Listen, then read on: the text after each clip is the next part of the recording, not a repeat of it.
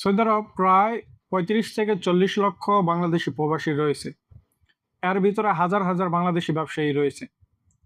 বর্তমানে সৌদি আরবে বাংলাদেশিরা কোন ধরনের ব্যবসাগুলো বেশি করতেছে, কোন ধরনের ব্যবসাগুলোতে রিস্ক খুবই কম এবং যারা নতুন করে ব্যবসা শুরু করতে চাচ্ছেন তাদের জন্য কিছু পরামর্শ এই ভিডিওটির মাধ্যমে দিব। কারণ আমাদের অনেকের কাছেই অর্থ থাকা সত্ত্বেও আমরা ব্যবসা দিতে পারি না সঠিক গাইড বা সঠিক পরামর্শ না থাকার কারণে। আসেন জানি সৌদি আরবে বাংলাদেশিরা কোন, কোন ধরনের ব্যবসাগুলোতে বর্তমানে জড়িত আছে। ১ নম্বর হচ্ছে মিনি সুপার মার্কেট অর্থাৎ মুদির দোকান। সৌদি আরবে এটিকে বাকালা বলে। একটি বাকালার ভিতরে নিত্য প্রয়োজনীয় যতগুলা জিনিস আছে সব জিনিসপত্রই বিক্রি করে। মাছ, মাংস থেকে ধরে সবজি, তারপরে আরো যেই একটা দৈনিক যেই নিত্য প্রয়োজনীয় যে জিনিসগুলা বাকালাতে সবকিছুই থাকে। সবকিছু বিক্রি করার অনুমতি থাকে। ২ নম্বর হচ্ছে রেস্টুরেন্ট ব্যবসা। রেস্টুরেন্ট ব্যবসাতে আমাদের বাংলাদেশিরা জড়িত। বর্তমানে অনেক সফল রেস্টুরেন্ট হয়ে উঠতেছে। যেহেতু সৌদি সরকার ভিশন 2030 উপলক্ষে আমাদেরকে সুযোগ দিতেছে নিজ মালিকানাধীন সৌদি আরবের ভিতরে ব্যবসা করার। আমি নিজে যেহেতু একজন ব্যবসায়ী সেই সূত্র ধরে আপনাদেরকে আজকে ব্যবসার খুঁটিনাটি কিছু বিষয় এই ভিডিওটির মাধ্যমে তুলে ধরবো। আপনার ধৈর্য সহকারে সম্পূর্ণ ভিডিওটি দেখবেন। যদি আপনার ব্যবসা রিলেটেড এ ধরনের ইনফরমেটিভ ভিডিওগুলো ভালো লাগে তাহলেই কন্টিনিউ করবেন। আমাদের বাংলাদেশে আওতায় আরো কিছু ব্যবসা রয়েছে, যেমন বোরখার ব্যবসাটাও বাংলাদেশিরা করে সফল এবং এটি খুবই প্রফিটেবল ব্যবসা। যদি আপনি এ কাজ বোঝেন, আবায়ার কাজ বোঝেন, বোরখার কাজ বোঝেন, এগুলোতে হাইলি প্রফিটেবল এবং আমি অনেক খুঁটিনাটি ঘোরাঘুরি করি ব্যবসায়ী রিলেটেড জানার চেষ্টা করি। মানে আমার নিজ থেকে একটি আগ্রহ থাকে কারা কোন ধরনের ব্যবসা করতেছে, কোন ব্যবসাগুলোতে সফলতা নিয়ে আসতেছে। নিজে যেহেতু ব্যবসা করি, আশেপাশে অন্য যে ব্যবসায়ীগুলো আছে তাদের সাথে পরামর্শ করেই কিন্তু আমি এই তথ্যগুলা কালেক্ট করি। সো আমাদের বাংলাদেশে আওতায় বোরখার ব্যবসাটিও রয়েছে এবং খুবই সফল। এখানে আপনার হাইলি প্রফিটেবল একটি ব্যবসা এবং লস খুবই কম। তারপরে হচ্ছে আমাদের বাংলাদেশে বিভিন্ন সার্ভিস কেন্দ্রিক ব্যবসাগুলো রয়েছে। যেমন আপনার হচ্ছে ওয়ার্কশপ, গাড়ির ওয়ার্কশপ, তারপর হচ্ছে আপনার ধরেন এসি শপ, তারপর হচ্ছে আপনার কার ওয়াশের শপ। এ ধরনের ব্যবসাও বাংলাদেশিরা করে কিন্তু সফলতা নিয়ে আসতেছে সৌদি আরবের ভিতরে।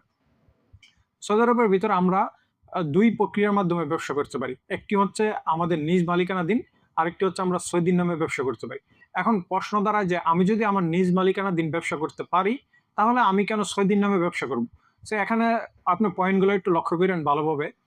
কারণ আমি যখন আমার নিজ মালিকানাধীন ব্যবসাটি খুলতে যাইবো, আমি সৌদি আরবে ইনভেস্টর হতে হবে এবং ইনভেস্টর লাইসেন্সটা অনেকটাই এক্সপেনসিভ। কেন এক্সপেনসিভ সে বিষয়টা আমি ব্যাখ্যা করব। আপনারা অনেক ইউটিউবারদের ভিডিও দেখেন, অনেকেই ইউটিউবে আইসা তারা ভিডিও তৈরি করে যে এখন ইনভেস্টর লাইসেন্স হচ্ছে আরো সস্তা বা আরো নানান ধরনের সুবিধা তারা সেটিকে প্রমোট করে। তারা প্রমোট করে তাদের নিজ স্বার্থ বা নিজ বেনিফিটের জন্য। অবশ্যই আপনার বেনিফিটের কথাও তারা উল্লেখ করে, সে বিষয়গুলো আমি ক্লিয়ার করব। তারপর হচ্ছে আপনার যখন আমি সৌদির নামে ব্যবসাটি করব তাহলে আমার খরচ কম আসবে। আমার প্রতি বছরে আমি ৩ থেকে ৪,০০০ রিয়াল, এক্সাম্পল হিসাবে আমি যেই ব্যবসা করি, ধরেন একটি মিনি সুপার মার্কেট আপনি দিলেন, সেটির কাগজপত্র রিনিউ করতে গেলে ৩ থেকে ৪,০০০ রিয়াল প্রতি বছর এনাফ সৌদির নামে। কিন্তু আপনি যখন আপনার নিজের নামে সেই ব্যবসাটি করতে যাবেন তাহলে আপনার ৬২,০০০ রিয়াল আসবে। এখন অনেকে বলবে যে ৬২,০০০ রিয়াল তো এখন আসে না। ৬২,০০০ রিয়ালকে কিভাবে কম করা যায়? এখন যারা ইন্ডাস্ট্রিয়াল লাইসেন্স নিয়ে কাজ করে তাদের কাছে আবার কয়েকটি পদ্ধতি রয়েছে। তারা একটা কোম্পানিকে কয়েকটি ভাবে কেন্দ্র করে আপনার একটা গ্রুপ কেন্দ্রিক করে দেয়। ধরেন আমি একটা কোম্পানি রেজিস্ট্রেশন করলাম। সে কোম্পানির অধীনে আমি ৪ টা দোকান দিয়ে ফেললাম। ৪ জনের ৪ টা দোকানের মালিক ৪ জন। ধরেন আমি একটা নিলাম, আপনি একটা নিলেন, আরেকজন আরেকটা নিল, আরেকজন আরেকটা নিল। তাহলে ৪ জনে মিলে আমরা ৬২,০০০ রিয়াল দিলাম। আরো আনুষঙ্গিক আরো শুধুমাত্র এই ৬২,০০০ রিয়াল খরচ না, আরো বিভিন্ন কাগজপত্র রিনিউ করতে সব মিলে আপনার একজনের পক্ষে ২০ থেকে ২৫,০০০ রিয়াল আপনার খরচ চলে আসবে প্রতি বছর শুধু কাগজপত্রের পিছনে। আমি যে ডিপলি আপনাকে ইনফরমেশন গুলা দেই সেগুলো হয়তোবা আপনি ইউটিউবের জগতে নাও পেতে পারেন। কারণ এগুলা যারা অলরেডি ব্যবসা করতেছে তাদের থেকে এই ইনফরমেশন গুলা কালেকশন করা। এবং আমি নিজে যেহেতু ব্যবসায়ী, আমি যেহেতু সৌদি নামে ব্যবসা করি এবং যারা ইনভেস্টর লাইসেন্স নিয়ে আমার অনেক পরিচিত ব্যবসায়ী আছে সৌদি আরবের ভিতরে, তাদের থেকে সকল ইনফরমেশন গুলা কিন্তু নেওয়া। সো আপনি এই পদ্ধতির মাধ্যমে ২০ থেকে ২৫,০০০ রিয়ালে আপনার কাগজপত্রগুলো রিনিউ করতে পারবেন। এরপরে আপনার কাগজপত্র রিনিউ করার পরে আপনি যখন ইনভেস্টর, আপনারও তো একটি আকামার খরচের ব্যাপার-স্যাপার রয়েছে। আপনার আকামাও তো নবায়ন করতে হবে। সেটিকেও সেখানেও আবার একটি ভালো পরিমাণে একটা খরচ চলে যাবে। এবং একই সূত্রে আমি যখন সৌদি নামে ব্যবসা করতেছি, আমার ৩-৪,০০০ রিয়ালের ভিতরে আমি কিন্তু কাগজপত্রগুলো রিনিউ করতেছি। পাশাপাশি অল্প টাকা আমি আকামাও নবায়ন করে ফেলতে পারতেছি। সো এটি হচ্ছে আমার জন্য প্রফিট। এখন আমরা কোনটি করব? আমার যেটি সাজেশন থাকবে, দেখেন সৌদির নামে ব্যবসা করা হচ্ছে হাইলি রিস্ক, মানে একেবারে খুবই রিস্কজনক একটি ব্যবসা। কারণ সেই ব্যবসা প্রতিষ্ঠানটি হবে সৌদির নামে। এনি টাইম সৌদি চাইলে সেই ব্যবসাটি নিয়ে নিতে পারবে। আপনার কোনো কিছু করার ক্ষমতা নাই। কারণ ব্যবসা কাগজে কলমে তার নামে। তাই আপনি যখন সৌদি নামে ব্যবসা করতে যাবেন, অবশ্যই তার সাথে ব্যক্তিগতভাবে আপনার ভালো সম্পর্ক হতে হবে এবং লং টাইম যাতে আপনাকে তার চরিত্র, তার আচার ব্যবহার সম্বন্ধে যাতে আপনার ধারণা থাকে। আপনি এমন কারোর মাধ্যমে ব্যবসা করতে যাবেন না যে হচ্ছে আপনার মামা তাকে চিনে, আপনার চাচা তাকে চিনে, অর্থাৎ থার্ড পার্টির মাধ্যমে আপনার সেই সৌদির সাথে পরিচয়। এমন কোন সৌদির দ্বারা আপনি ব্যবসা করতে যাইবেন না। এটা হবে আপনার জন্য সবথেকে বড় বোকামি। কারণ আপনি লক্ষ, লক্ষ টাকা ইনভেস্ট করবেন আরেকজনের নামে কিন্তু ব্যবসাটি। এখন আপনি প্রশ্ন করবেন তাহলে আমি কেন করতেছি? কারণ আমি অনেক বছর ধরে আমার যে কফিল তার সাথে সুসম্পর্ক এবং সে আমার থেকে আজকে এতদিন ধরে ব্যবসা করে আসতেছি। সে আমার থেকে কোনো সময় টাকা ডিমান্ড করে না। আমি যা খুশি দেই তাই। আবার দেখা যাইতেছে তার ভিতরে আমি সেই লোকটা দেখি না। ভবিষ্যতে কি হবে না হবে সেটি তো জানতে পারি না। কিন্তু আপনি যখন একটু নিশ্চিত হবেন তখনই আপনার যখন বিশ্বাসটা অর্জন করবেন তখনই দিবেন। সৌদি আরবের ভিতরে কিন্তু এরা অত্যন্ত ভালো আবার অত্যন্ত খারাপ। সো এই বিষয়গুলো আপনাদেরকে মাথায় রাখতে হবে। আরেক হচ্ছে আপনি যখন ইনভেস্টর লাইসেন্স দিয়ে ব্যবসা করবেন তখন আপনার এখানে ব্যবসাটা রিস্ক নাই। সৌদি নামে ব্যবসাটা করলে আপনার এত টাকা ইনভেস্ট করেও আপনি একটি দুশ্চিন্তা থাকবেন। কোনো না কোনো সময় সে যদি ব্যবসাটি নিয়ে নেয়। আবার আমাদের ব্যবসা সৌদি আরবের একটি নিয়ম হচ্ছে যে আমাদের যে টাকাগুলো আসবে সেগুলো কিন্তু সৌদির অ্যাকাউন্টে আসবে, যেগুলো কার্ডে পেমেন্ট করবে। ক্যাশ যেগুলো দেয় সেগুলো আমাদের কাছে থাকবে। সো কার্ডে যে পেমেন্ট তার অ্যাকাউন্টে আসবে। এনিটাইম কিন্তু সে এখান থেকে গড়বড় করে দিতে পারে। অনেক বিষয়গুলো আপনাকে মাথায় রাখতে হবে। এবং আপনি যখন ইনভেস্টর লাইসেন্স দিয়ে ব্যবসাটি করবেন তখন এটি 100% সেফ। এখানে কোনো অসুবিধা নাই। ২০-২৫ হাজার রিয়াল গেল।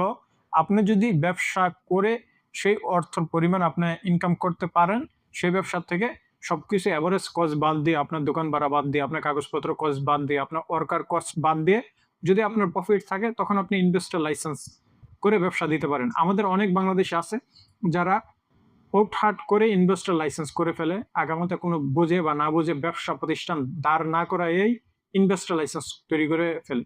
সো এটিও এক ধরনের বোকামি। আপনি যখন ইনভেস্টর লাইসেন্স করবেন আপনি আগে একটি লোকেশন চয়েস করুন, আগে একটি দোকান নির্বাচন করুন। আপনি একটা এভারেজ একটা কস্ট, একটা হিসাব ক্যালকুলেট করুন যে আপনার লোকসার পিছনে এত টাকা খরচ যাচ্ছে, আপনার ওয়ার্কারের পিছনে এত টাকা খরচ যাবে, আপনার দোকান বাড়ার পিছনে এত টাকা খরচ যাবে, কারেন্ট বিল আসবে। এই সমস্ত এভারেজ খরচ করে সেই দোকান থেকে কত টাকা আপনার সেল করতে পারবেন, কিরকম পরিমাণ আশেপাশের দোকানদাররা সেল করতে পারতেছে, সেখান থেকে প্রফিটটা কিরকম আসতেছে। ইজিলি ভাবে কিন্তু এগুলো বার করা যায়। এগুলো কোনো আহামরি বিষয় না। ধরেন আপনি একটি মিনি সুপার মার্কেট দিলেন, সেখানে আপনার প্রফিট মার্জিন হচ্ছে 20 থেকে 25%। অর্থাৎ আপনি যদি ৳১০০ মালামাল বিক্রি করেন, আপনার সর্বোচ্চ ৳25 লাভ হবে। সর্বনিম্ন ৳20 লাভ হবে।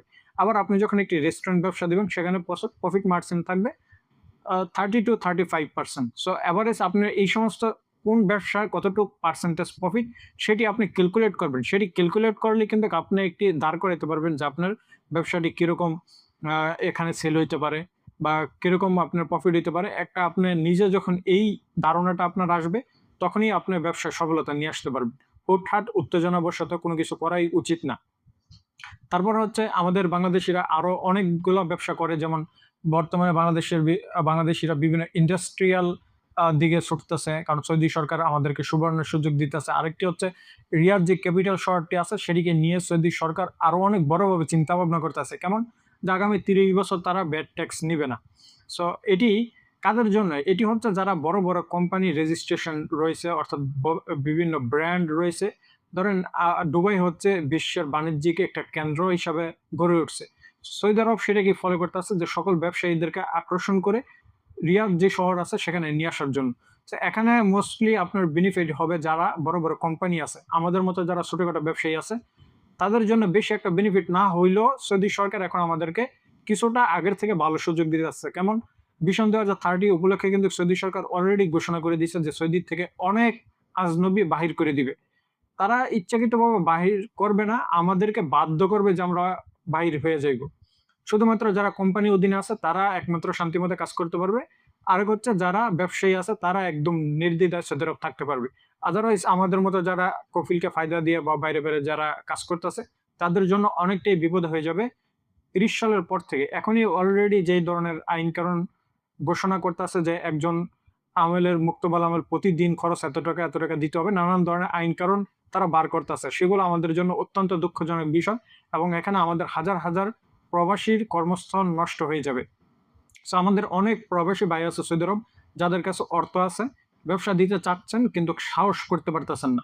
কেন সাহস করতে পারতেছেন না? যদি লস খায় বা এই যে একটা বিষয়, এখানে আমি আপনাদেরকে ব্যক্তিগতভাবে একটি পরামর্শ দিব, ছোট ভাই বা বন্ধু বা বড় ভাই যাই হই, সেই হিসাবে আপনাদেরকে পরামর্শ দিব, আপনাদের প্রয়োজন হলে সেটা নিতে পারেন। দেখেন, আমি যদি চিন্তা করি যে আমি লস খাইব বা ভয় করি, তখন কিন্তু আমি একটা জিনিস করে উঠতে পারবো না। আবার আল্লাহ না করুক আমার ব্যবসাটি সফলতা হয়ে গেল। ধরেন আমি লস খেয়ে ফেললাম। আমি যেটা নিজে আমি প্রয়োগ করি সবসময় যেকোনো ব্যবসা দেওয়ার ক্ষেত্রে। অলরেডি তো আমি কয়েকটি ব্যবসা দিছি।